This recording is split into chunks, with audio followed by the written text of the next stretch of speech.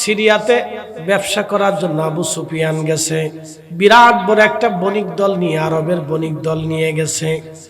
Roman সম্রাট তিনি ডাকলেন যে আরব্য বণিক যারা আছে তাদেরকে আমার কাছে ডাকো, আমি আরব্য বণিকদের সাথে কথা বলতে চাই।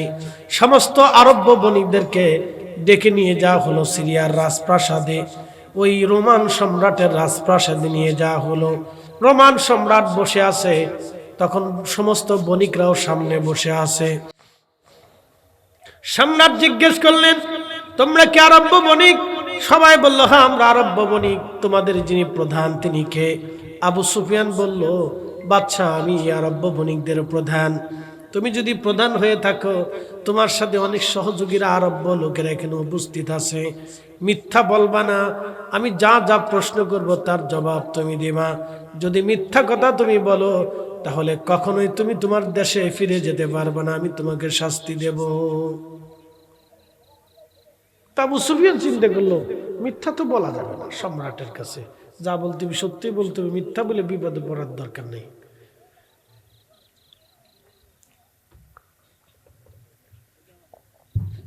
বলতেছে, তোমাদের দেশে বলে একজন নবী আসছে। বলে হ্যাঁ। তার নাম বলে মুহাম্মদ। বলে হ্যাঁ। বাবার নাম আব্দুল্লাহ, মায়ের নাম আমেনা। বলে হ্যাঁ। কুরাইশ বংশের বনু হাশিমি শাখা। বলে হ্যাঁ। এই বংশের চাইতে বলে শ্রেষ্ঠ বংশ আর নাই। বলে হ্যাঁ। উনি বলে খুব অনুপম চরিত্রের অধিকারী। বলে হ্যাঁ। কোনদিন বলে মিথ্যা বলে নাই। বলে তাও সত্য। চুল পরিমাণ তার চরিত্রের ভিতরে বলে খাতা নাই, ভুল নাই, ত্রুটি নেই। বলে তাও সত্য। সে বলে এতিমের সাহায্যকারী, দুস্থের সাহায্যকারী। বলে তাও সত্য। মানো না কেন?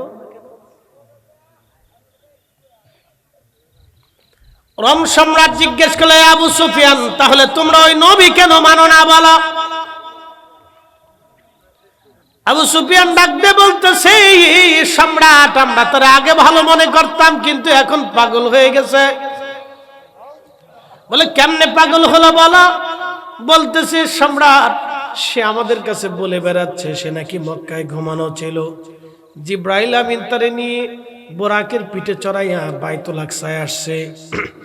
বাইতুল আকসা মসজিদে নামাজ পড়ে, নামাজ পড়াইয়া নবীরা উপস্থিত হয়েছে। সব নবীদের উপস্থিতিতে নামাজ পড়াইয়া সে নাকি ওইখান থেকে আসমানে রওনা দিয়া সপ্তম আসমান পাড়ি দিয়া সিদরাতুল মুনতাহায় আল্লাহর সাথে দেখা সাক্ষাৎ করে জান্নাত জাহান্নাম ঘুরে দেখে তখন বলে ঘরে ফিরে আসছে। তখনও নাকি অজুর পানি গড়ায়। সম্রাট কয়, এটা কেমন কথা? কহা এটা বলে বেড়াচ্ছে। জিজ্ঞেস করে আমাদের আরব্য বণিকরা আর আছে, বণিকরা কহা এটাও সত্য, এটা উনি বলতেছে। তো সম্রাটের কাছে এটা খুব, এটা কি করে হলো? জীবনে মিথ্যা বললো না, চরিত্রের খাতা নাই, অনুপম চরিত্র, কথা সুন্দর, বংশ সুন্দর, মেধা প্রখর, কিন্তু এই কথা কেন বলল?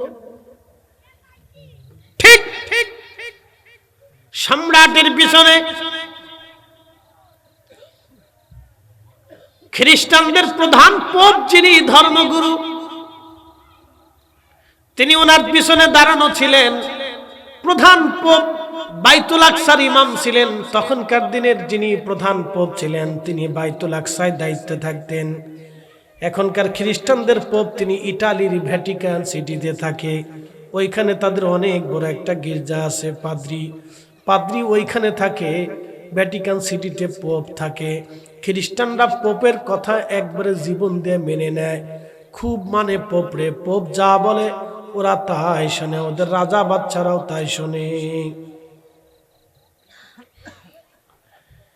এই পোপ ডাকতে বলতেছে, সম্রাট আরব্য বণিক যদি সত্য কথা বলে থাকে তাহলে আমিও সাক্ষ্য দিচ্ছি ওনার মেরাজ হয়েছে, উনি আখিরি নবী।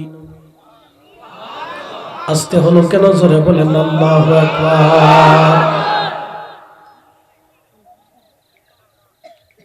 সম্রাট আরো দ্বিধায় পড়ে গেল, বলো কি পোপ আপনি কি করে জানেন? বলে সম্রাট আমি ওই রাতে উপস্থিত ছিলাম। আর একটু জোরে বলবেন না? সম্রাট আমি নিজে ওই রাত্রিবেলা উপস্থিত ছিলাম। বলে এটা কেমন? বলে সম্রাট প্রত্যেকদিন রাত্রিবেলা ঘুমোতে যাওয়ার আগে সমস্ত বাইতুল আকসার জানালাগুলি আমি বন্ধ করতাম, দরজা নিজ হাতে বন্ধ করতাম, অন্য কাউকে দিয়ে বন্ধ করাইতাম না, কারণ এই মসজিদ আমার দায়িত্বে। সমস্ত নবীর এই মসজিদ আসছে, নিজ হাতে এই মসজিদের জানালা দরজাগুলি আমি বন্ধ করতাম। প্রধান দরজা বন্ধ করতে যাব, এমন সময় দেখি দরজার কার্নিশ, পাথরের কার্নিশটা আস্তে করে দেবে, দরজার সাথে লেগে গেছে। আমি অনেক চেষ্টা করলাম, টানাটানি করলাম খোলার জন্য, কিন্তু দরজা খুলতে পারলাম না। মিস্ত্রি আনাইলাম, মিস্ত্রিও ডাক দিয়ে বলল, মিস্ত্রিও অনেকক্ষণ চেষ্টা করলো, দরজা সরানো গেল না। চিন্তা করলাম কার্নিশ কেন দরজার সাথে বসে যাবে, ভূমিকম্প হলো না। এত বছর আগের মসজিদ এত মজবুত করে বানানো, কার্নিশটা কেন দরজার সাথে ধসে যাবে, কারণটা কি? চিন্তায় পড়ে গেলাম, অনেক চিন্তা ভাবনা করলাম, কষ্ট করলাম, কিন্তু কাজ হলো না। সম্রাট আমি চলে গেলাম আমার হুজরায় বিশ্রাম করার জন্য। যখন চলে গেলাম, যাওয়ার পরে তাওরাত জবুর ইনজিলগুলি খুলতে লাগলাম, দেখতে লাগলাম, দেখতে দেখতে দেখতে দেখতে সকাল হয়ে গেল। সকাল হতে হতে নিদর্শনাবলী যা পেলাম তা হলো আখিরি নবী আসবে, সমস্ত নবীরা উপস্থিত হবে, এইখানে নবীর মেরাজ হবে, সব নবীরা থাকবে। এই দরজার কার্নিশের উপরে কার্নিশ দরজার সাথে লেগে যাবে, দরজা খোলা থাকবে, সব নবীরা এই মসজিদের ভিতরে ঢুকবে। জিবরাইল আমিন আসবে, তার বোরাকের রশি বাঁধা থাকবে। সব নিদর্শনে বলি পাওয়ার পরে আমি দৌড়াইয়া মসজিদের ভিতরে চলে গেলাম। যাওয়ার পরে দেখি সম্রাট মসজিদের দরজার জায়গায় কার্নিশের জায়গায় মনে হচ্ছে কোনোদিনও দরজার সাথে কার্নিশ বসে নাই, কার্নিশের সাথে দরজা লাগে নাই। কার্নিশের জায়গায় কার্নিশ মনে হচ্ছে কোনোদিনও কার্নিশ দরজার সাথে লাগে নাই। দরজার উপরে ব্যালকনি না কি বলে আপনাদের সিলেটে, ব্যালকনি নি, জানালার উপরে থাকে না, সানসাইড, ওটা ইংরেজিতে কোন সানসাইড, বাংলা বলে ব্যালকনি। অনেক জায়গায় কয় কার্নিশ।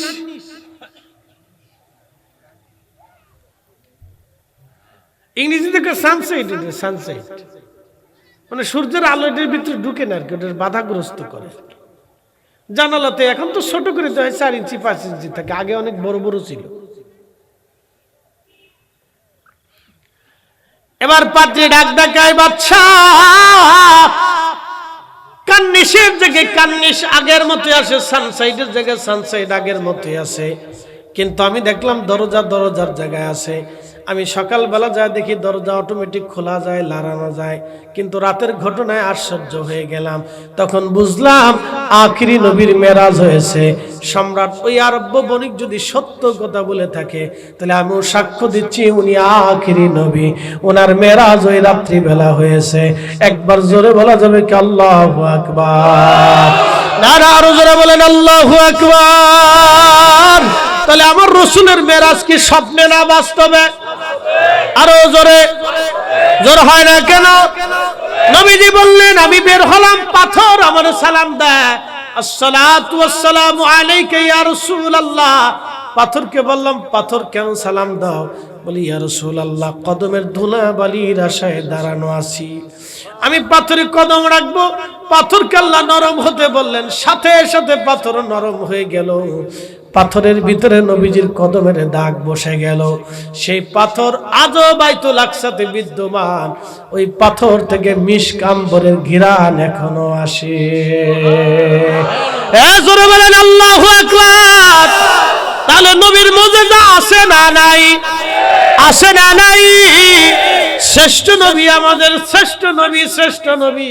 কাজী নজরুল এই জন্য লিখেছেন, আমি যদি আরব হতাম মদিনারি পথ, সেই পথ দিয়ে হেঁটে যাইতেন নূর নবী হাজরাত,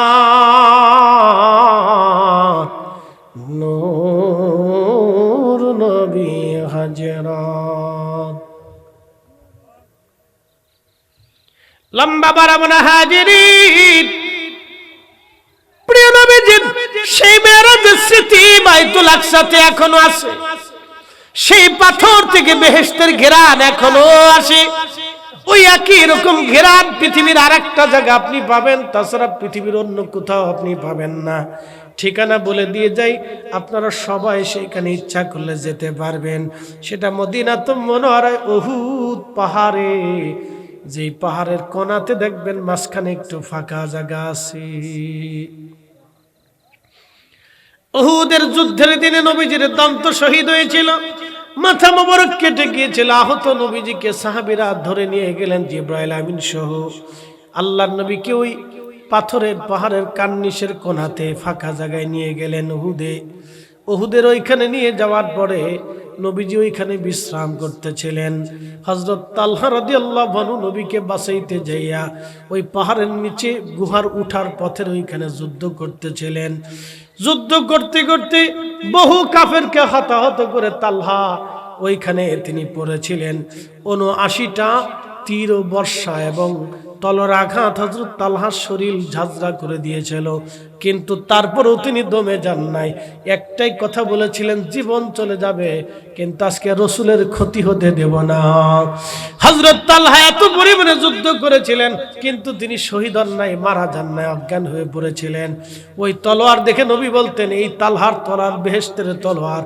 এই তলোয়ারের নিচে যারা পড়বে তারা জাহান্নামে চলে যাবে তালহা রাদিয়াল্লাহু আনহুর তলোয়ারের বরকত ছিল এটা তিনি নবীকে বাঁচাইতে যে এত পরিমাণে যুদ্ধ করেছিলেন একটা দুইটা না ৭৯টা শরীরে তীর বর্ষার আঘাত ছিল ওনার শরীরে রক্তক্ষরণ হয়েছিল বহুদিন পর্যন্ত তিনি আহত ছিলেন কিন্তু মারা যান নাই আল্লাহর নবী উহুদের ফাঁকা জায়গা যেখানে বিশ্রাম করেছিলেন ওইখানে রাত্রিবেলা এখনো বেহেশতের ঘিরান আসে বলে হুজুর আপনি কি দেখছেন আমি নিজে উপস্থিত ছিলাম রাত্রিবেলা হজের সময় গেলাম হজের টাইমে রাত্রিবেলা গেলাম মদিনা শরীফ থেকে ফিরে আসবো আগের দিন রাত্রিবেলা উহুদে গেলাম সেইখানে প্রচন্ড ঘেরান বাতাসে বাতাসে বাতাসে বাতাসে বাতাসে ঘেরান বেশি আসে বাতাসে বাতাসে ঘ্রাণ ভেসে আসি আহা যদি ওইখানে যান তো অটোমেটিক আপনি পাবেন যে বেহেশতের ঘ্রাণ বাতাসে বাতাসে আসে রাত্রিবেলা দিনে পাবেন না রাত্রিবেলা ওইখানে এশার নামাজ পড়েছি দোয়া করেছি জিকির করেছি মিলাদ শরীফ পড়েছি ঘ্রাণ এখন আসে সেম বাইতুল আকসায় যে ঘ্রাণ উহুদে সেই ঘ্রাণ একই রকম ঘ্রাণ একসাথে বলেন আল্লাহু আকবার নবী আসেনি নবীর মুজিজা আসেনি কিয়ামত পর্যন্ত রাসূলের মুজিজা চলমান থাকবে কথা বলেন ঠিক না বেঠে আমরা সেই নবীর উম্মত ওই রাসূলের শান ও মান নিয়ে কেউ ছোটখাটো করে বক্তব্য দিলে আমরা এক সেকেন্ডের জন্য মেনে নিতে পারবো না কথা বলেন ঠিক না বেঠে কোন সুযোগ আমাদের নেই এখানে কোনো কম্প্রোমাইজ চলবে না বুঝেছেন মানে আপনি যদি আপনার শায়েক দেখে যে সুমান তো সুমাইতে পারেন অসুবিধা নেই কত শায়েককে আমাদের ময়দানে হারিকেন দ্বারা খুঁজেও পাবেন না ল্যাংটায় ফুলে থাকবে ল্যাংটায় থাকবে কাপড় চুপড়ে থাকতো না কাছে যাই শায়েক গো তোমার কথাই আমি রাসূলের আব্বার কাপড় খুঁজছিলাম কি বলো শায়েক শায়েক দূর শয়তান চলে যা আজকে আমি নিজে চিনতে পারতেছি না তুই চলে যা আমার কথা শুনছিল কেউ কি কথা কন শায়েক কবে আমি যে কইছিলাম তুই মানছিলি কে কি কথা ঠিক আছে তুই মানছিলি কে চলে যা গেছে গেট চলে যা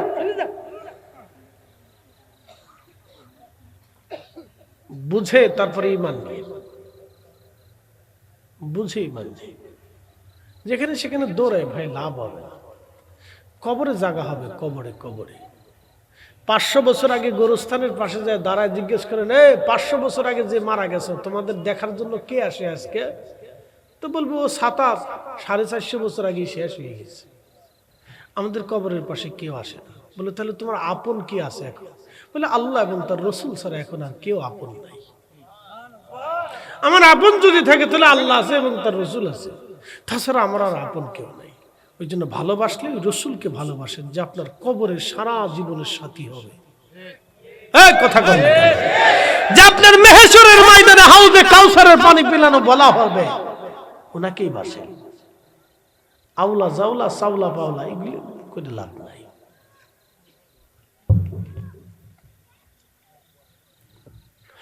मैं कब्र अंधेरी में घबराऊंगा जब तन्हा, इमदाद मेरी करने आजान रसूल अल्लाह रोशन मेरी तुर्बत को लिल्लाह जरा करना, जब वक्त नजर आए आका दीदार आता करना, दीदार आता करना। प्रत्येक उम्मतेर सालाम नबीजी शुने, प्रत्येक उम्मतेर सालाम नबी शुने, प्रत्येक उम्मतेर सालामेर जवाब नबी दिए थाके, प्रत्येक उम्मत के नबी देखे। আমার কোন উম্মত আমার রওজার সামনে দাঁড়াইলো, আল্লাহর নবী বলেন মান যারা কবরি ওয়াজাবাত লাহু শাফাআতি ইয়াউমুল কিয়ামা, আমার ইন্তেকালের পরে আমার রওজা শরীফের পাশে তোমরা যদি দাঁড়ায়া সালাম দাও, জিয়ারত করো সাহাবীরা রে, আমি আমার ওই উম্মতকে কিয়ামতের ময়দানে আমার সাথে করে বেহেশত নিয়ে চলে যাব।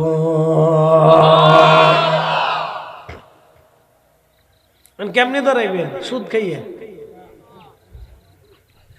রাসূলের রওজার সামনে দাঁড়াবেন কেমনে? ঘুষের টাকা দিয়ে। বহু হাজি আছে ঘুষের টাকা দিয়ে রওজা শরীফে যায় সালাম দেয়। শয়তানে চিন্তা করে কত বড় সিটার এটা, এটা কত বড় বাটপার।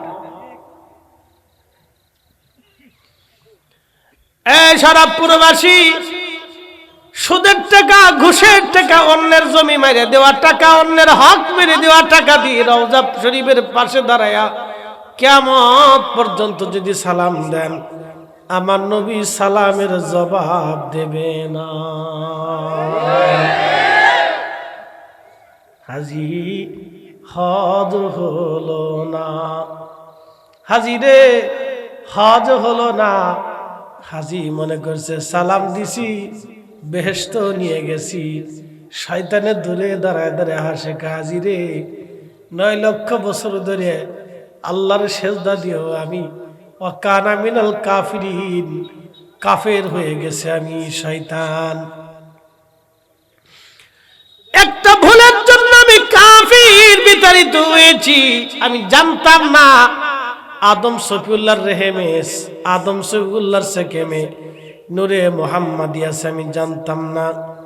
আমি যদি জানতাম তাহলে আমি সবার আগে সেজদা দিতাম, কারণ আমি জানতাম না আদমের সেকেমে নূরে মুহাম্মাদিয়া আছে। আমি তো ভাবছিলাম আদম তো শুধু আদম, আমার চাইতে আদম তার শ্রেষ্ঠ না।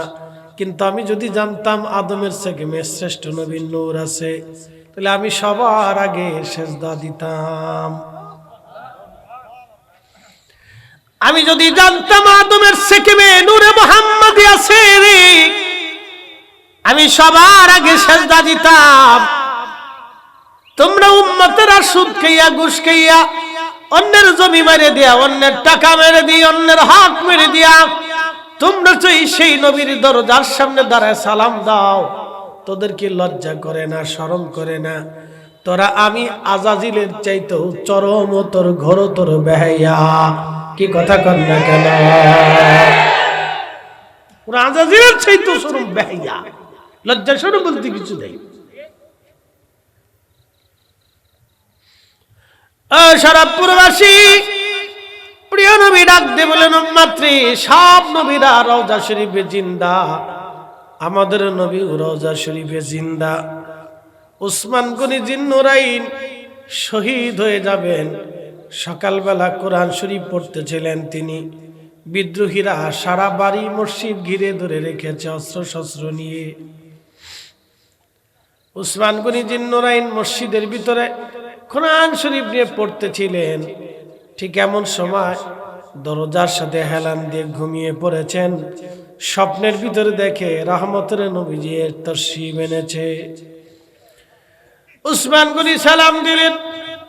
আল্লাহর নবী ডাক দিয়ে বলেন, উসমান তুমি কি দুনিয়াতে থাকবা না চলে আসবা? উসমান গনি ডাক দেখে, ইয়া রাসূলুল্লাহ, দুনিয়ার জঞ্জাল আর ভালো লাগে না, আমি চলে আসতে চাই। নবী আমার ডাক দিয়ে বলেন, উসমান রে, যদি চলে আসতে চাও, তুমি তো রোজা আছো। বলে, হ্যাঁ ইয়া রাসূলুল্লাহ, আমি রোজা আছি। তাহলে চলে আসো, শাহাদাতের জন্য প্রস্তুতি নাও, তুমি শহীদ হয়ে যাবে আজকে। মাগরিবের পরে বেহেশতের ভিতরে তুমি আর আমি দুইজনে একসাথে দুইজনে ইফতার করবো, আমি আর তুমি জান্নাতে।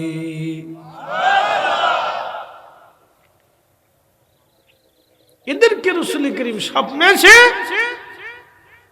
বেহেশতের সার্টিফিকেট দিয়ে দিছে, আসো চলে আসো, আমি আর তুমি দুইজনে বেহেশতের ভিতরে একসাথে ইফতার করব, চলে আসো। বলেন রাসূল আসেনি? একসাথে বলেন আসেনি?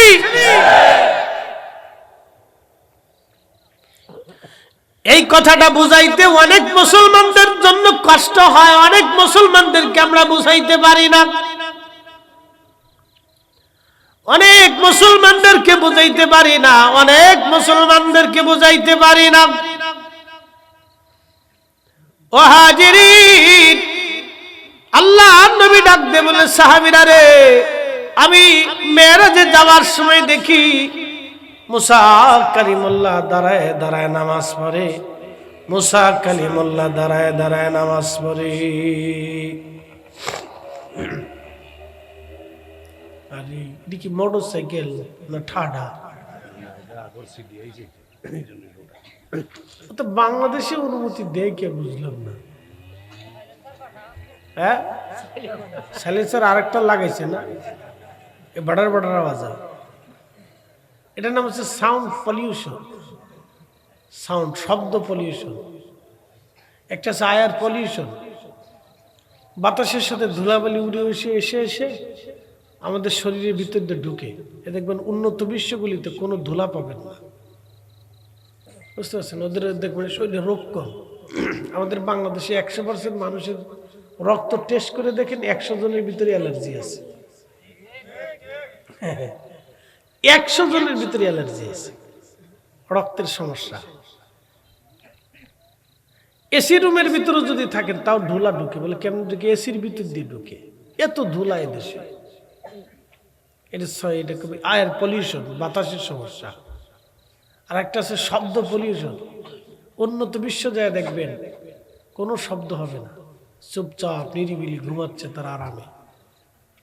আর বাংলাদেশে বিয়ে শাদী হলে ওই যে ডেক সেট নিয়ে যে, কালকে এক মাহফিলের কাছে গেছি, পাশে দেখালে আওয়াজ আসছে কুকু কুকু কুকু কুকু কুকু কুকু কুকু কুকু। আমি কই যে শয়তান ক্যাপছে।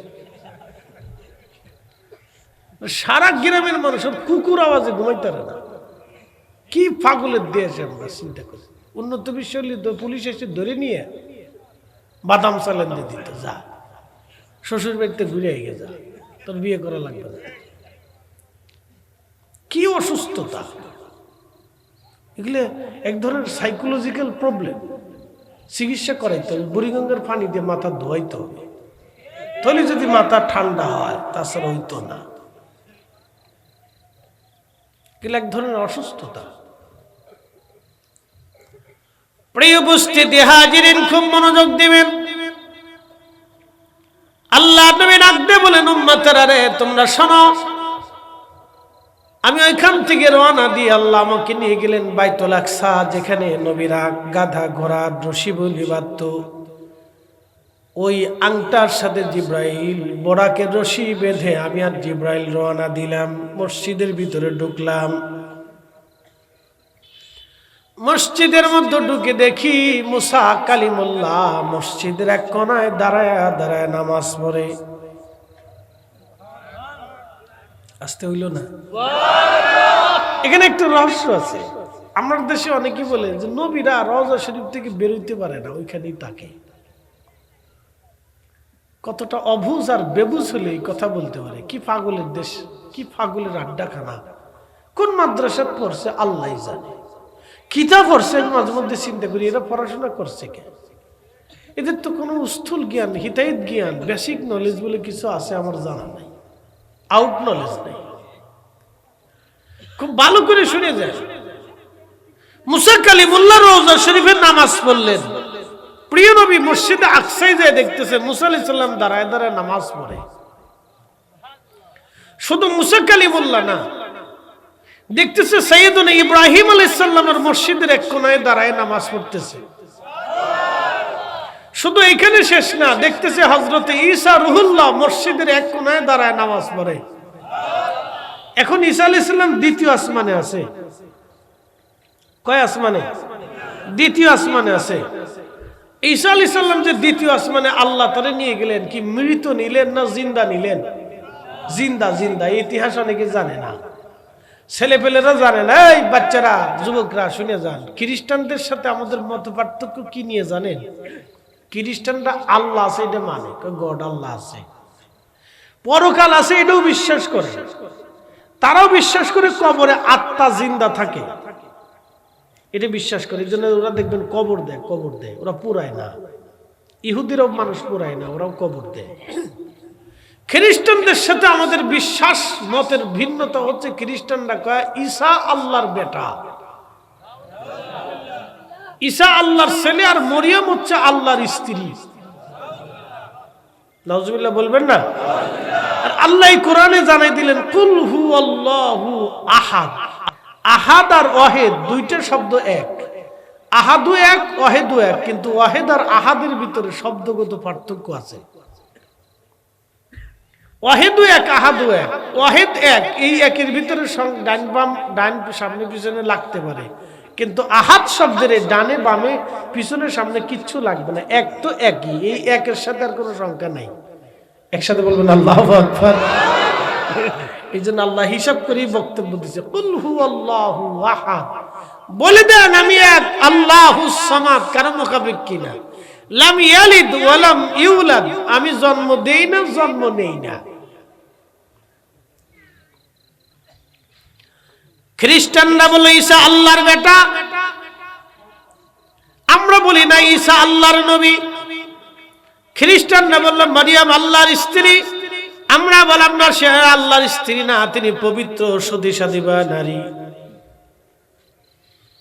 খ্রিস্টানরা বলল ঈসা মসিহ আমাদের ভগবান, আমাদের গড, আমাদের প্রভু, যেহেতু সে আল্লাহর বেটা, তা আল্লাহর ছেলে হলে সে আমাদের খোদা, সে আমাদের গড। আমরা বলি না, সে আল্লাহর খোদা না, সে আল্লাহর বেটা। খ্রিস্টানদের সাথে আমাদের মত পার্থক্য এইখানে।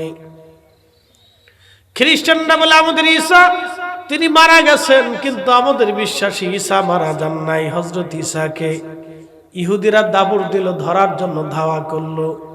আল্লাহর নবী ঈসা দৌড়াইয়া একটা পরিত্যক্ত বাড়ির ভিতরে ঢুকলেন, ঘরের মধ্যে। আল্লাহ ডাক দিলেন জিব্রাইল, তাড়াতাড়ি যাও, আমার ঈসারে আসমানে নিয়ে চলে আসো। জিবরিল আমিন ঈসা আলাইহিস সালামের কাছে এসে তেনাকে ওই অবস্থায়, পোশাক অবস্থায়, ওই দেহ অবস্থায়, ওই অবস্থায় আল্লাহর নবী ঈসাকে আল্লাহ রাব্বুল আলামিন আসমানের দ্বিতীয় আসমানে নিয়ে চলে গেলেন।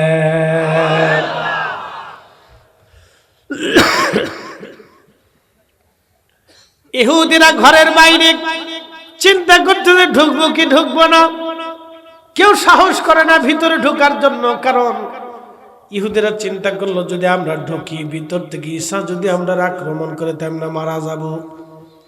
কারণ কোন জায়গা সে বসে আছে আমরা জানি না। তখন একজন ইহুদি কট্টর, সে বলল আমি যাব, মরিয়ার বাসি আজকে হযরত ঈসারে ধরে নিয়ে আসবো। আল্লাহ বলেন ইন্নাহুম ইয়াকিদুনা কাইদা ওয়া আকিদু কাইদা। তোমরাও কৌশল করেছো, আমি আল্লাহ কৌশল করে রাখছি। তোমরা চালাকি করছো, আমি আল্লাহ কৌশল অবলম্বন করেছি। কাফেররা যখন ভিতরে ঢুকলো, দুশমনরা ভিতরে ঢোকার পরে যেই দুশমনটা ঈসা রুহুল্লাহকে ধরার জন্য গিয়েছিল, ওই দুশমনের চেহারা আল্লাহ ঈসার চেহারা বানিয়ে দিলেন। ওই দুশমনটা ঘর থেকে বের হয়ে দেখে, ভিতরে ঢুকে দেখে ঈসা আলাইহিস সালাম নাই। সে তো দেখে না যে তার চেহারা ঈসা আলাইহিস সালামের মতো হয়ে গেছে, সে জানে না। ঘর থেকে বের হয়ে দরজার সামনে দাঁড়ায়, ও ইহুদিরা তোমরা জানো না ঘরের ভিতরে কোনো ঈসা নাই? ইহুদিরা কয়, বেটা তুই তো ঈসা। খাই বেটা তুই তো ঈসা। কেন আমি ঈসা না? তো আমি না তোমার সামনে ধরতে গেলাম ঈসারে, ঈসা নাই কেন? এটা তুই ঈসা, যে তোর চেহারা ঈসার চেহারার মতো। এই ধরছে, কাজকে তোরে বাদাম চালান দিলি দাঁড়া। এটা দৈরে ওই যে দেখবেন না শুলে চড়াই রাখছে, খ্রিস্টানদের বড়দিনের দিনে দেখবেন এমনি শুলের ভিতরে চড়াই রাখছে একটারে। এই জন্য ওরা দেখবেন কুরুশ চিহ্ন ব্যবহার করে, কুরুশ চিহ্ন। এটার গলার ভিতরে ঝুলে রেখে চুমা দেয়, চোখে লাগায়, কপালে লাগায়।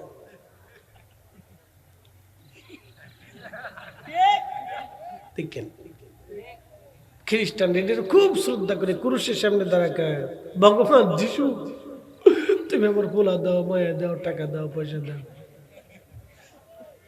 ঈসা আলাইহিস সালাম হলো আল্লাহর নবী, সে পোলা মায়া দিব কোত্থেকে? কি কথা ঠিক আছে না?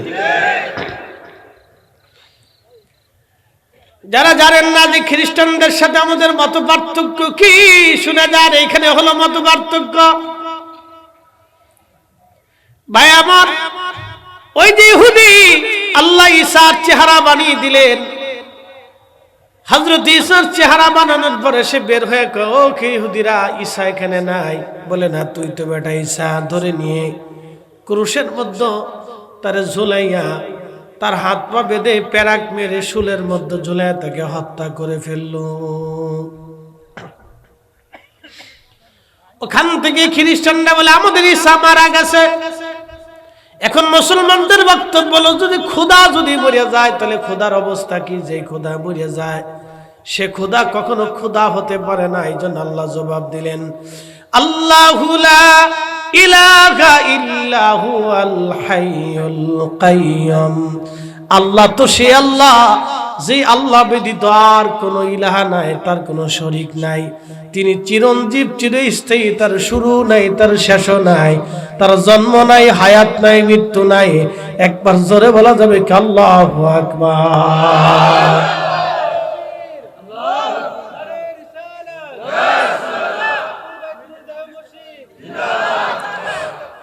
কখনো তোমাকে যদি ভুলি, হেদায়েতের আলো জেলে নিয় কাছে তুলি। কখনো তোমাকে যদি ভুলি, হেদায়েতের আলো জেলে নিয় কাছে তুলি। ঠাই দিও প্রিয়তম ও গো মহিয়ান,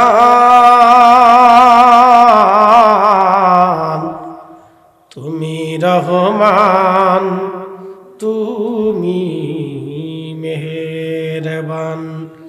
অন্ধ গাহে না শুধু তোমারি গুণগান, বুঝেও বুঝে না তবু শান। তুমি রহমান, তুমি মেহেরবান। বুঝতে কি অসুবিধা হচ্ছে? হযরত ঈসাকে আল্লাহ নিয়ে গেলেন দ্বিতীয় আসমানে। এখন প্রশ্ন করে, নেওয়ার সময় কি জামা কাপড় খুলে রাখা হয়েছিল না নিয়ে গেছে? একসাথে কোন আল্লাহু আকবার। ঈসা রুহুল্লাহরে তো আল্লাহ দুনিয়াবি বডি দিয়ে আসমানে নিয়ে চলে গেল। যে আল্লাহ দুনিয়াবি বডি দিয়ে, এই সুরত দিয়ে ঈসাকে আল্লাহ আসমানে নিতে পারে, সেই আল্লাহ কি আমাদের নবীরে সপ্তম আসমান পাড়ি দিয়া সিদরাতুল মুনতাহা হইয়া আরশে মুআল্লার ভিতরে নিয়া আমার আল্লাহ গল্প করতে পারে কি পারে না?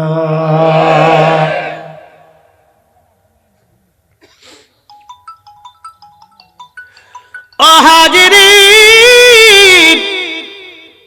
প্রিয় নবীজি ডাক দিয়ে বলেন, আমি দেখি ঈসা রুহুল্লাহ দাঁড়িয়ে দাঁড়িয়ে নামাজ পড়ে। ঈসা রুহুল্লাহর চুলগুলি ঘাড় বাবরি এত সুন্দর, যেন মুক্তার দানা বে বে বে বে পড়তেছে, এমন সুন্দর চুল। নবীজি বললেন, আমার উম্মতেরা রে, ঈসা রুহুল্লাহ দ্বিতীয় আসমান থেকে আল্লাহ তারে বাইতুল আকসায় নিয়ে আসলেন, আবার আল্লাহ তারে দুনিয়াতে নিয়ে আসবেন কিয়ামতের পূর্ব সময়ে। যখন দাজ্জাল দুনিয়াতে আসবে, দাজ্জালকে ধ্বংস করার জন্য, হত্যা করার জন্য আমার আল্লাহ ঈসা রুহুল্লাহকে আসমান থেকে দুনিয়াতে নিয়ে আসবেন। এটা কিয়ামতের আলামতে কুবরা, শেষ আলামত। দুই ফেরেশতার কাঁধে ভর দিয়ে সিরিয়ার কোন এক সাদা মসজিদে, সাদা মিনারাতে ঈসা রুহুল্লাহকে আসমান থেকে নামানো হবে। আল্লাহ নবী ঈসা 33 বছর বয়সে যেইভাবে আল্লাহ তারে নিয়ে গিয়েছিলেন, 33 বছর বয়স। ঈসা রুহুল্লাহ বিয়ে শাদী করেন নাই, তার কোনো বাচ্চা কাচ্চা নাই, স্ত্রী নাই। 33 বছর বয়সে আল্লাহ তারে নিয়ে গেলেন। 33 বছরে রব্বুল আলামিন যখন তাকে আল্লাহ আসমানে নিয়ে চলে গেলেন, কিয়ামতের পূর্ব সময়ে সাইয়েদুনা ঈসা রুহুল্লাহ দুই ফেরেশতার কাঁধে ভর দিয়ে দুনিয়াতে আবার আসবে। পৃথিবীতে মাত্র 7 বছর তিনি বেঁচে থাকবেন। 7 বছর, 7 বছর তিনি বেঁচে থাকবেন। 7 বছর দিয়ে আর আগের 33 বছর দিয়ে দুনিয়ার হায়াত হবে মাত্র 40 বছর। কিন্তু ঈসা রুহুল্লাহ চলে গেলেন, কিয়ামতের পূর্ব সময় আসতে শত শত হাজার হাজার বছর পার হবে। এই শত শত হাজার হাজার বছর আল্লাহ তারা আসমানে রাখলেন। কি আশ্চর্য! মেরাজের রাত্রিবেলায় ঈসা রুহুল্লাহর দ্বিতীয় আসমান থেকে আল্লাহ সশরীরে বাইতুল আকসা মসজিদে আমার আল্লাহ নামায় নিয়ে আসলেন। একসাথে জোরে বলা যাবে আল্লাহু আকবার। আশ্চর্য না? সুবহানাল্লাযী আসরা বিআবদিহি লাইলাম মিনাল মাসজিদিল হারামি ইলাল মাসজিদিল আকসাল্লাযী বারাকনা হাওলাহু লিনুরিয়াহু মিন আয়াতিনা।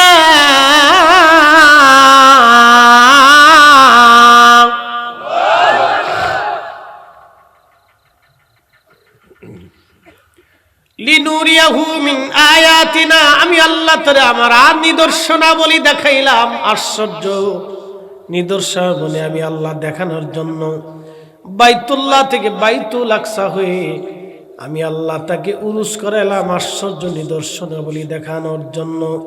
এটা আশ্চর্য যে ঈসা রুহুল্লাহ দ্বিতীয় আসমানে ছিলেন, দ্বিতীয় আসমান থেকে ঈসা রুহুল্লাহ বাইতুল আকসায় চলে আসলেন সশরীরে। তখনও তিনি মারা যান নাই, যেই দেহ নিয়ে গেছিলেন সেই দেহ নিয়ে আবার আসলেন। আবার কিয়ামতের পূর্বের সময় ঈসা রুহুল্লাহ আসবে বাইতুল আকসা মসজিদের আশেপাশে সিরিয়ার কোন মসজিদে তেনাকে নামানো হবে। ওখান থেকে ঈসা রুহুল্লাহ দ্রুত গতিতে রওনা দিয়ে মক্কা শরীফে তিনি আসবেন। মক্কা শরীফে আসার পরে হযরতে ইমাম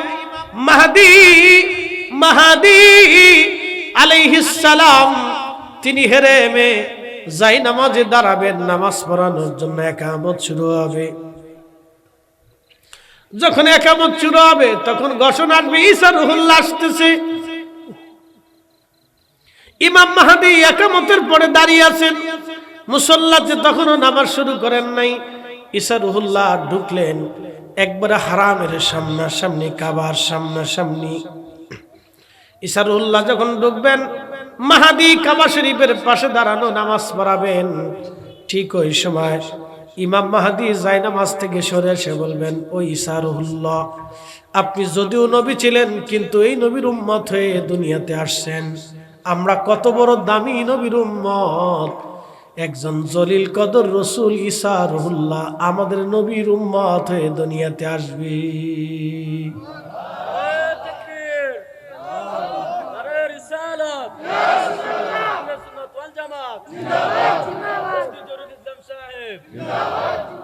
আপনাদের কি কষ্ট হচ্ছে? কত বড় দামি নবীর উম্মত আমরা, যে ঈসা নবী আমাদের নবীর উম্মত হয়ে আসবে। এই শোনেন, কিন্তু এই উম্মতের ভিতরে গরু চুরি আছে। এই উম্মতি গরু চুরি করে, এই উম্মতি ছাগল চুরি করে, এই উম্মতি মুরগি চুরি করে, এই উম্মতি জুতা চুরি করে, এই উম্মতি মসজিদের টাকা চুরি করে, এই উম্মতি মাদ্রাসার টাকা চুরি করে, এই উম্মতি ঘুষ খায়, এই উম্মতি সুদ খায়, এই উম্মতি অন্যের জমি মেরে দেয়, এই উম্মতি ভাই ভাইয়ের জমি মেরে দেয়, এই উম্মতি সন্তান বাবা মার হক মেরে দেয়। কত দামি নবীর উম্মত আপনি জানেন? আমাদের মর্যাদা দেখে ঈসা রুহুল্লাহ সিজদায় পড়ে কাঁদছিল, আল্লাহ আমার আখিরি নবীর উম্মত বানান। এই কোরআন আল্লাহ বলেন, কুনতুম খায়রা উম্মাতিন উখরিজাত লিন-নাসি তা'মুরুনা বিল মা'রুফি ওয়া তানহাউনা আনিল মুনকার। আমি নবী না মানিলাম কি যে ভুল করিলাম, নবী না চিনিলাম কি যে ভুল করিলাম, ভস্মে ঢালিলাম ঘি। মানুষ হইয়া ভবেতে আসিয়া মানুষের করিলাম কি। মানুষ হইয়া ভবেতে আসিয়া মানুষের করিলাম কি। কষ্ট হচ্ছে? ওই তো নি, আচ্ছা ঠিক আছে, সিলেটি মা থোড়া থোড়া পারিও, ওই তো নি, ঠিক আছে। খাপ মনোযোগ দেবে না শরাবপুরবাসী। আচ্ছা, শরাব মানে তো মদ, এটার অর্থ কি? ইজ্জত গেছে না? শরাবপুর, শরাবপুরবাসী যে ফুরিও অসুবিধা নেই, হাতি বান্ধা, গাই বান্ধা, গরু বান্ধা, ছাগল বান্ধা। তারপরে গেছি গ্রামের নাম হলো গুতামারি, ওইসে কাজ। কোন গ্রামে ঢুকলাম আমরা, কি গুতা মারেন কয়লা, ওইসে কাজ গুতামারি। ডোল বাংলা কি এমন ফিটেছেন যে ডোলও ভেঙে গেছে। বোয়াল মারি, বোয়াল নেই, বাঙ্গা জোড়া লাগে নাই। কত কোয়ালিটির নাম, যে যেমনি পারছে এমনি রাখছে। শয়তান খালি, শয়তানি চিন্তা করে আমার নামও দিয়ে দিছে ওরা, যা অসুবিধা নেই, শয়তান খালি। আর একটা নাম আছে, শুনলে হাসবেন, প্রেমতলা। আরে খোদারে, কত নাম। এই শরাবপুরবাসী ভালো করে শুনে যাবেন, ঈসা রুহুল্লাহ দাঁড়িয়ে যাবেন। ঠিক এমন সময় মাহাদি বলবে, হুজুর আপনি নামাজ পড়ান, আজকে আপনি হারামের ইমাম। ঈসা রুহুল্লাহ ডাক দিয়ে বলবে, মাহাদি আমি নামাজ পড়ানোর জন্য আসি নাই, আমি এই উম্মতের ইমামের পিছনে নামাজ পড়ার জন্য আসছি। একটা জবান বন্ধ থাকবে না, চিৎকার মেরে হাত উঁচু করে বলেন আল্লাহু আকবার। বলেন ইয়া রাসূলুল্লাহ, শ্রেষ্ঠ নবী দিলাম রে তরিয়ে নিতে রোজ হাসরে। শ্রেষ্ঠ নবী দিলাম রে তরিয়ে নিতে রোজ হাসরে। পথ না ভুলি তাই তো দিলে পাক কোরআনের বাণী। খুদা তোমার মেহেরবানি।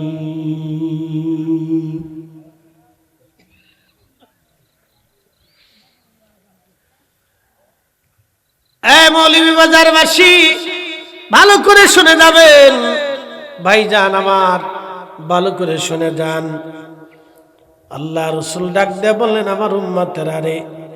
এরপরে হযরত ঈসা রুহুল্লাহ নামাজ শেষ করবেন, হজ করবেন, উমরা করবেন, হজ এবং উমরা আদায় করে ঈসা রুহুল্লাহ সরাসরি মদিনায় মুনওয়ারায় আসবে। আমার নবীজি রওজা মুবারকের পাশে দাঁড়ায় সালাম দিবে, আসসালাতু আসসালামু আলাইকা ইয়া রাসূলুল্লাহ, আসসালাতু আসসালামু আলাইকা ইয়া হাবিবাল্লাহ। মুস্তাদরাক হাকিম লিসহিহাইনের মধ্যে নবীজি বললেন, ঈসা রুহুল্লাহ যখন আমারে সালাম দিবে, আমি নবী ঈসা রুহুল্লাহর সালামের জবাব দিব। আর ওই জবাবটা শুধু ঈসা শুনবে না, ওই জমানার লক্ষ লক্ষ উম্মতেরা আমার নবীর কণ্ঠের আওয়াজ শুনতে পারবে। হ্যাঁ, চিৎকার মেরে বলেন আল্লাহু আকবার। নবী আছে না নাই? আছে না নাই? নবী রওজা শরীফে জিন্দা আছে না নাই? উম্মতের সালামের জবাব দিতে পারে কি পারে না? উম্মতের জিয়ারত নবী দেখতে পারে কি পারে না? যারা বিশ্বাস এখনো করে না তাদের সাথে আমাদের কোনোদিন এক হতে পারি না। কথা বলেন ঠিক না বেঠিক? তাহলে আমরা বেদাতি না হেরা বেদাতি? এই যে বুঝে গেছে, জান্নাতের টিকিট, বেহেশতের টিকিট পেয়ে গেছে। যত টিকিটই বেচুক কাজ হবে না। শয়তানও টিকিট বেচে, দাজ্জালও কিয়ামতের আগে এসে টিকিট বেচবে, তোরা বেহেশত লয়ে যা। কি কথা ঠিক আছে কি? নামাজও লাগতো না, খালি বুট দিলে যাইবাবি। হাই হাই হাই, লা হাওলা ওয়ালা কুওয়াতা ইল্লা বিল্লাহ। আস্তাগফিরুল্লাহ আল-আযীম। মুসলমান কতটা নিকৃষ্ট নিম্ন পর্যায়ে চলে গেলে পূজার মণ্ডপে যাইয়া মৌলবী রোজার মণ্ডপে যাই বইয়ে থাকে, কেলকেলে দিয়ে চা খাইতেছে। আমি দেখি, আমি চিন্তা করি তুই চা খাইস না, তুই মুদ খা। পূজার মণ্ডপে বইয়ে মৌলবী চা খাই, তুই চা খাইস না, তুই মুদ খা। তুই মুদ খা, গরুর মুদ খা।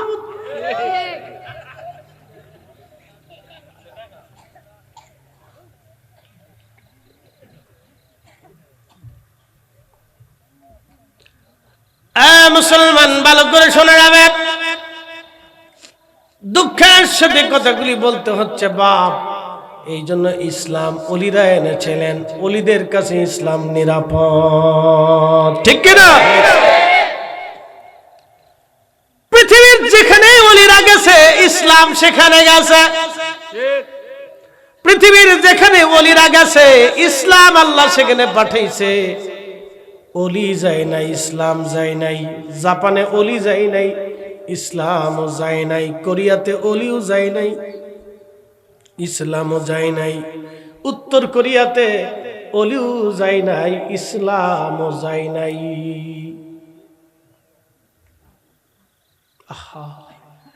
মালয়েশিয়ার মালাক্কা সাগরের ভিতরে ছোট্ট একটা দ্বীপ, পোলাও বুসার। এই দ্বীপে মাহফিল শেষ করে আমি গেলাম আল্লাহর মহান একজন অলির মাজার জিয়ারত করার জন্য। তার নাম সুলতানুল আরিফিন শেখ ইসমাইল বুগদাদি আল হাসানি বল হুসাইনি, আওলাদে রসুল বড় পীর মহিউদ্দিন আব্দুল কাদের জিলানী রাহমাতুল্লাহের কলিজার টুকরা সন্তান ছেলে। তিনার মাজার জিয়ারত করার জন্য গেলাম 900 বছর আগে। ইন্দোনেশিয়া, ব্রুনাই, ফিলিপাইন্স এবং মালয়েশিয়ার এই দ্বীপপুঞ্জগুলিতে নিকৃষ্টতম জায়গাতে কালেমার দাওয়াত তারা দিয়ে ঘুমিয়ে গেলেন। লক্ষ লক্ষ মানুষকে আল্লাহরে মহান অলি কালেমার দিশা দিয়ে ঘুমিয়ে আছেন। অলিরা যেখানে গেছে ইসলাম সেখানে গেছে। ইসলাম আল্লাহ সেখানে নিয়ে গেছে। যেখানে অলি যায় নাই সেখানে ইসলাম যায় নাই। এক খাজা বাবা আজমেরি ভারতবর্ষের মতো নিকৃষ্টতম শিরিকের আস্তানা, এত কঠিন শিরিক পৃথিবীর কোথাও আছে জানা নাই। যারা একটা গরুর সামনে মাথা নত করে পড়ে থাকে। কি কথা ঠিক আছে না? কোন সনাতনী থাকলে মাফ করবেন, আপনাকে কষ্ট দেওয়ার জন্য বলতেছি না। একটা গরুর সামনে মাথা নত করে পড়ে থাকে, একটা গাছের সামনে সেজদায় পড়ে থাকে। শিবের সামনে বাকি ভেঙ্গে চলে বলা যায় না, এটা লজ্জা শরমের ব্যাপার। ছোট বাচ্চা কাচ্চা নারীরা আছে, ওই কথা তো বলাই যাবে না, যেগুলি শুনলে আপনার গা শির উঠবে। একটা প্রতিমা বানাইয়া, একটা অঙ্গের প্রতিমা বানাইয়া এই অঙ্গের সামনে নারীরা মাথা নত করে পড়ে থাকে, কি আশ্চর্য! লা হাওলা ওয়ালা কুওয়াতা ইল্লা বিল্লাহিল আলিয়্যিল আযীম। এই কঠিন স্থানে খাজা বাবা আজমিরি কি ওয়াজ করলেন সেই দিন? 91 লক্ষ মানুষকে কালেমা পড়িয়েছিলেন, এত সহজ ভাববেন না সেই দিন। আজকে আমরা 90 লক্ষ আলেম যা করতে পারি নাই, খাজা বাবা আজমিরি একা তা করিয়ে দিয়েছেন। ওলিরা ভোটের ময়দান নিয়ে লড়াই করে না, ওলিরা আত্মার সাথে লড়াই করে। ওলিরাই সেটা শীতে রাতের আন্দার যায় কোনো গুটাগুটি ভোট দিস ভাইয়ের চরিত্র ফুলের মতো পবিত্র, এটা ওলিরা তার পিছনে দৌড়েছে। ওলিরা আত্মার দিকে দৌড়েছে, কোনটারে কানেকশন দিয়ে টেনে এনে জিকিরের মজলিসে বসাই দিয়ে কথা বলে। ওলিরা এটার পিছনে দৌড়েছে। আরে ক্ষমতার পিছনে যদি ওলিরা দৌড়াইতো তাহলে বাংলার মসনদের প্রধান, বাংলার সিংহাসনের সম্রাট থাকতেন শাহজালাল ইয়ামানি মুজাররিদি। তিনি সিংহাসনে বসেন নাই, সিংহাসন ছেড়ে দিয়ে 360 জন আল্লাহর ওলিদের তাম অঞ্চলে কালেমার দাওয়াত পৌঁছে দিয়েছে। কথা বলেন।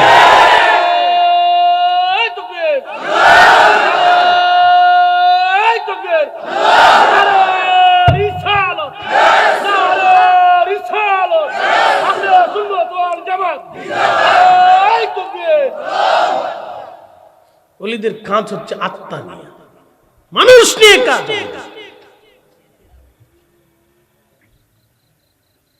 আচ্ছা মোটরসাইকেল কার রে? এত মোটরসাইকেল আনিস না তুই, ওটা ঘরের ভিতরে। আচ্ছা ও তো আনিস না রে তুই। তা আমরা আনার সময় দেখে এরকম বরত বরত করে চালাচ্ছে কেউ। আর খোদা রে, এটা কোন শতান রে? ও মনে করছে আমি বরযাত্রী লয়ে যেতেছি। আমি গাড়ির ভিতরে বসে বসে হাসি, আরে বুঝছে না, নতুন তো।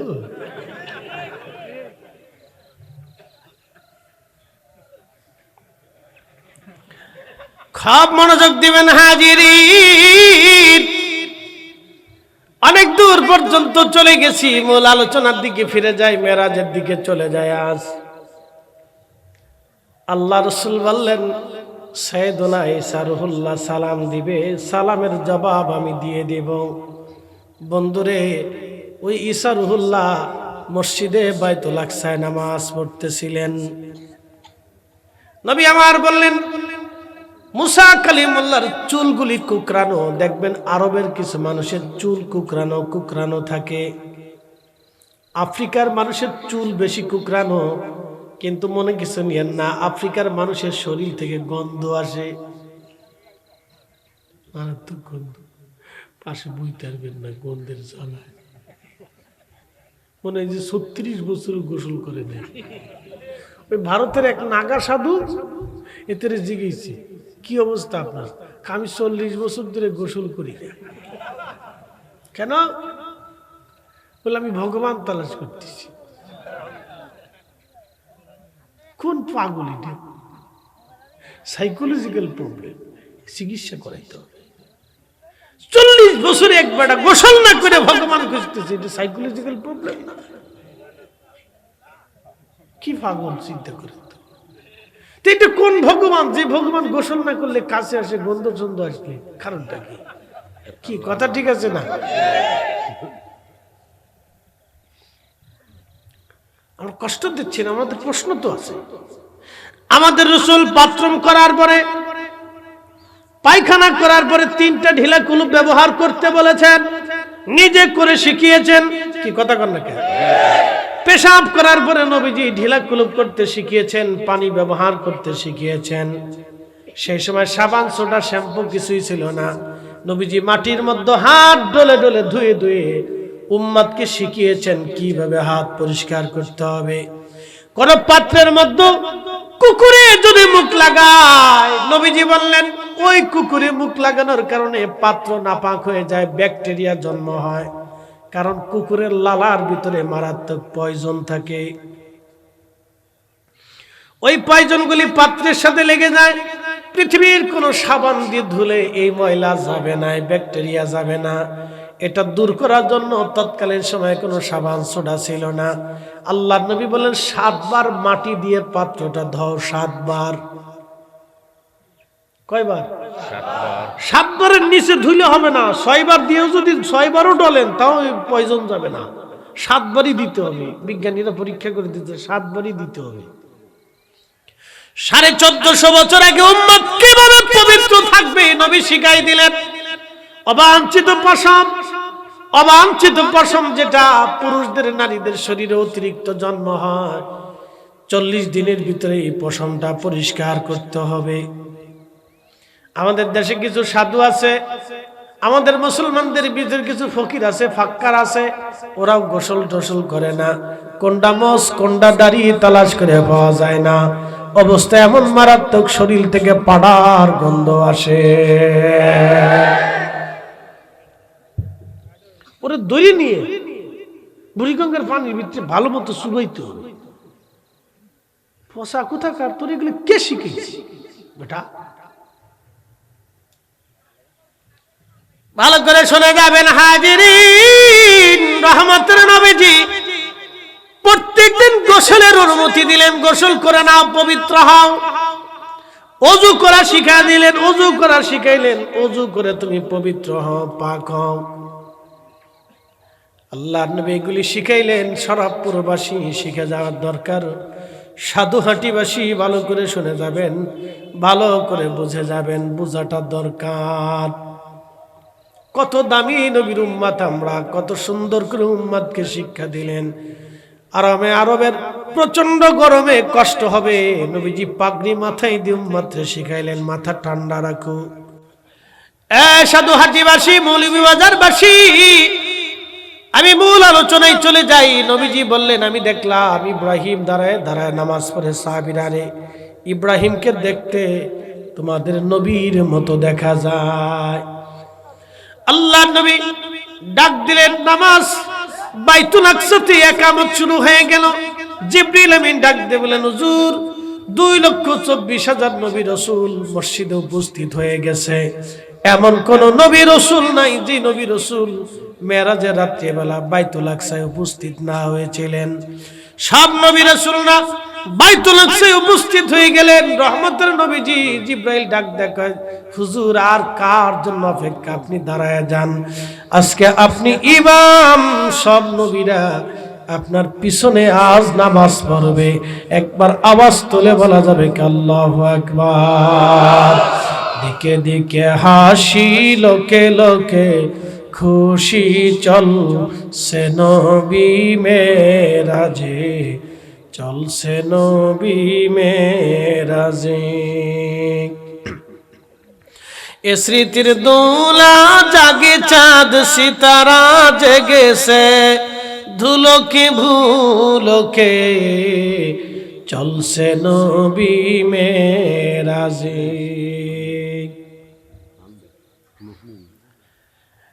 সাধুহাটিবাসী মনোযোগ দিয়ে শুনবেন। আল্লাহর নবী ডাক দিয়ে বলেন, সাহাবীরা রে, সব নবীদের সাথে মুসাফা মুআনাকা কুশল বিনিময় করলাম আমি।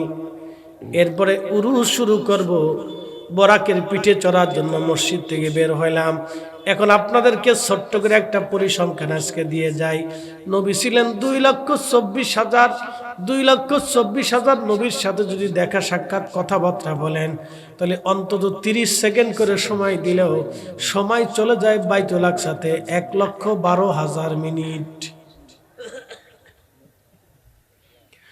2,24,000 নবীদের সাথে যদি 30 সেকেন্ড করে সময় দেয়, তো সময় চলে যায় 1,12,000 মিনিট। অথচ মেরাজ করে আসার পরে ওযুর পানি তখনও গড়া, এটা কি করে সম্ভব? এর অর্থ হলো আমার রসুলের মেরাজ চলমান ছিল, সৃষ্টিটাকে আল্লাহ স্টপ করে দিয়েছিলেন, তামাম সৃষ্টিটাকে আমার আল্লাহ বন্ধ করে দিয়েছিলেন, স্টপ করে দিয়েছিলেন। যে দাঁড়িয়েছিল সে দাঁড়িয়েছিল, যে বসেছিল বসেছিল, শুয়েছিল শুয়েছিল, হাঁটতেছিল ওই অবস্থায় ছিল, সাগরের অবস্থায়, পাহাড়ের অবস্থায়, বাতাসের অবস্থায়, অক্সিজেনের অবস্থায়, মাছ ওই অবস্থায়, গাছ ওই অবস্থায়, সব সৃষ্টিগুলি আল্লাহ স্টপ করে দিলেন। আমার নবীর মেরাজটাকে আল্লাহ চলমান রাখলেন। মেরাজটা চলমান, সব সৃষ্টি স্টপ, মেরাজটা চলমান, মেরাজটা চলমান। লিনুরিয়াহু মিন আয়াতিনা, আমার নিদর্শন দেখানোর জন্য নবীকে ডেকে নিয়েছিলাম। এটাই নবীর শ্রেষ্ঠত্ব, এটাই নবীর মর্যাদা, এটাই নবীর সম্মান, এটাই নবীর মর্যাদা, এটাই নবীর শ্রেষ্ঠত্ব, এটাই নবীর শান, এটাই নবীর মান। যেই নবীর জন্য আল্লাহ সৃষ্টি বন্ধ করে দিতে পারে, ওই নবীর ইজ্জতের বিরুদ্ধে দাঁড়াইলে আমার বাপ হলেও তাকে মানা যাবে না। কথা বলেন ঠিক না বেঠে? শাইখ এসে ওয়াজ করলো, ওই যে বেদাতি শাইখ, যে 8 টাকার তারাবি বানাইছে, আল্লাহ রসুলের আব্বা আম্মা কাফের। সিলেট থেকে একবার বাদাম পিটুনি দিয়েছিল, একবার সিলেট থেকে ভালো একটা বাদাম দিয়েছিল। কি অসুস্থ চিন্তা, আপনি কল্পনা করতে পারেন? কি অসুস্থ চিন্তা!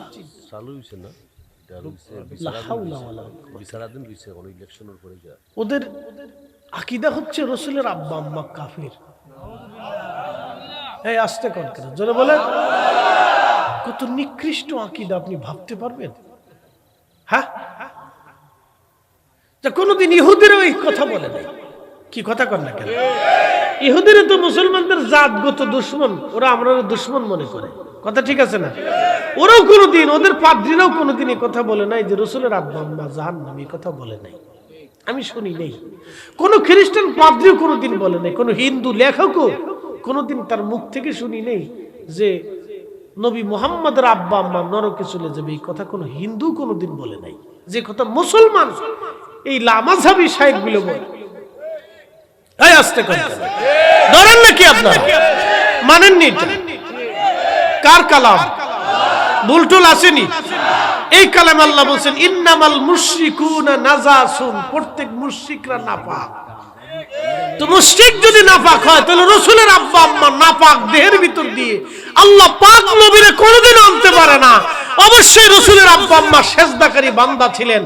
এই কোরআনে আল্লাহ বলেছেন তাকাল্লুবাকা ফিস সাজিদিন, নবী গো আপনাকে আমি সেজদাকারীদের মাধ্যমে দুনিয়াতে আনছি।